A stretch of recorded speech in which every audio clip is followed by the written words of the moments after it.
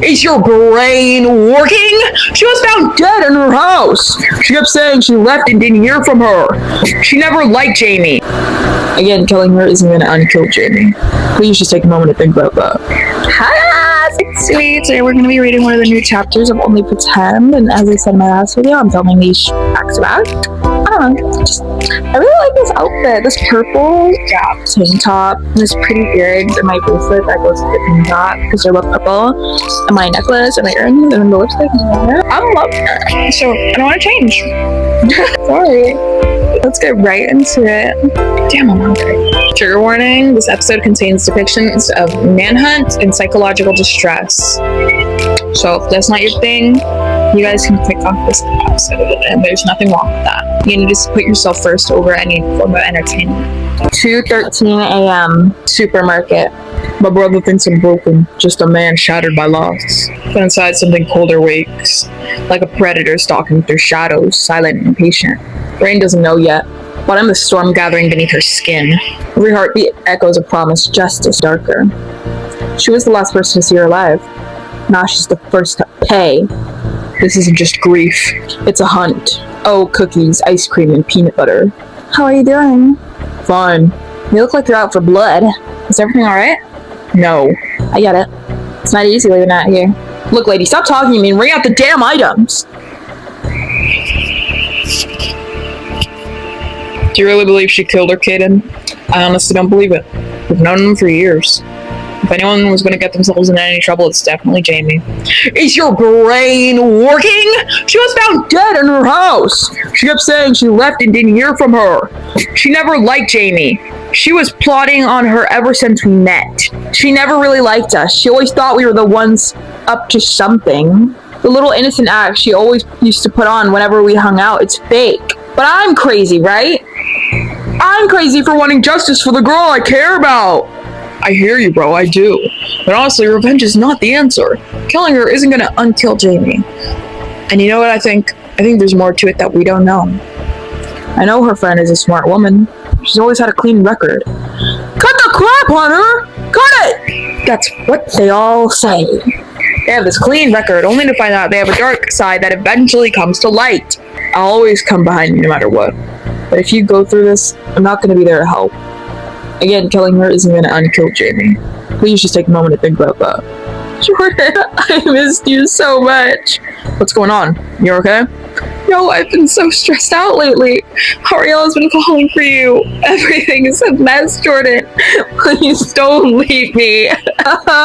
It's okay, baby. I'm here. I'm going to sleep. Make sure to stay on your side of the bed this time. I'll keep watch. I'll be keeping watch. Don't be embarrassed of me, love. I made sure I didn't overstep boundaries. Suspect's name is Rain Gauntlet Lieri. Age 28, works as an executive assistant for Prison Point headquarters.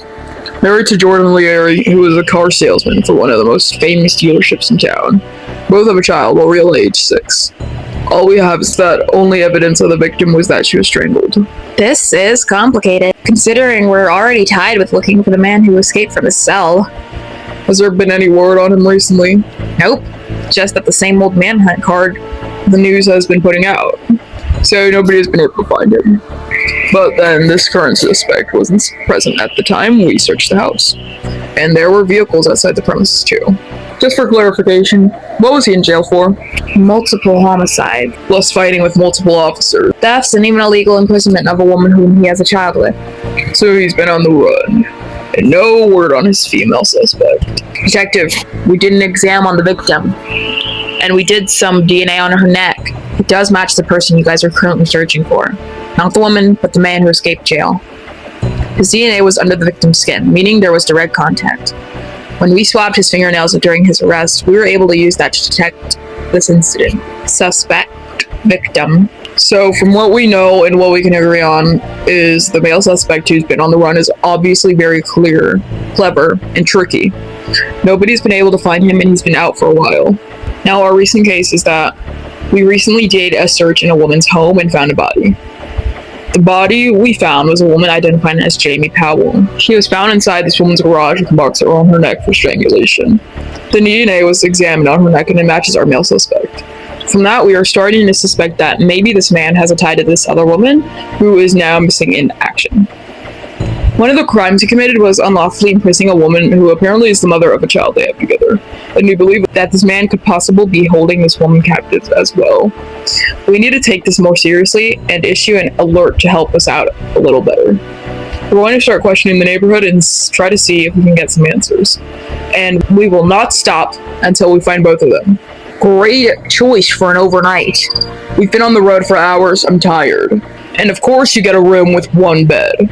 Sleep on the floor for all I care. The way you had to be driving for hours, I deserve this. I could have just done this on my own. I wasn't just going to let you go out to the city by yourself. It's too dangerous. That's why I told you you're not going by yourself. Why did I say I ever stop me? You're not as tough as you think you are, Kaden. Go to hell, Hunter. You may not care that I'm enraged, but I can assure you that once I finish this, maybe I'll get some respect out of you, if you say so. Good evening, this is Stan Brooks, coming with some names. Authorities are now looking for a woman identified as Rain Gauntlet Lieri, age 28, long black hair, dark hazel eyes. Police recently searched her home and found the body of Jamie Powell lying in her garage. As police were looking into the incident, they found DNA of escaped convict Quincy Maxwell, indicating there were interaction between the two. What? Examiners state the DNA was found around the victim's neck, ruling it as a strangulation and murder. The police have come to the conclusion that the criminal may have invaded this young woman's home not long before the disappearance. Authorities are trying their hardest to find the male suspect and are currently sending out alerts on the woman as well. Please come forward if you have any information on either person. And while this is happening, make sure to stay safe at all times. Not. What? Can I help you, officers? Hello, I'm Officer Dean. Would you mind stepping outside so we can ask some questions about a woman who's currently missing? Sure. Her name is Rain Gauntlet Lieri. Does that ring a bell? That's my best friend. Perfect. Can you tell us the last time you spoke with her? Earlier today, I came over to pick up her daughter, who I have right now. That's her daughter? Yes, I picked her up because I didn't want her at the house. Why? Do you know something that we don't? She has a man in her house, and he's dangerous. He killed our best friend. Well, that's why we're here. Your friend Rain is currently messing along with him, and we believe he's behind it. He definitely is. I can tell you everything you need to know. Why don't you come down to the station with us and bring her daughter along? We'll make sure she's safe. You can continue. He had called me last night with a phone, and he was basically taunting me, telling me that everything was fine. I came to the conclusion that he had killed our best friend because he indirectly admitted it. He was saying things like it was best if she was removed out of Rain's life. They were never true friends anyway. And he even said you guys were going to be searching for him for a while. He even had this device to her to track her every time he wasn't around. I knew she was in trouble, so I just took baby steps. I had to get her daughter out of the situation. And you're a smart woman for doing that. Where's the child's father? He went on a business trip to Singapore about 3 months ago. He hasn't returned. Gotcha. Does the child feel safe with you? Yes, I have already taken care of it before.